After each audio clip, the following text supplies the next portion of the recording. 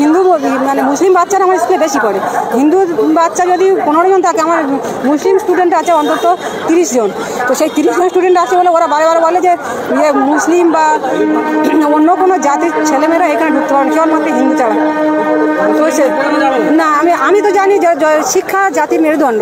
সেই ক্ষেত্রে হিন্দু হোক, মুসলিম হোক, খ্রিস্টান হোক, জৈন হোক, বৌদ্ধ হোক, কিংবা ও নমশূদ্র হতে পারে, কিংবা হতে পারে বাগদি, কাওড়া, তেওর, যে কোনো সম্প্রদায় হোক না কেন, শিক্ষার ক্ষেত্রে সকল সম্প্রদায়, শিক্ষার ক্ষেত্রে সকলে একইভাবে আমরা দেখা হয়।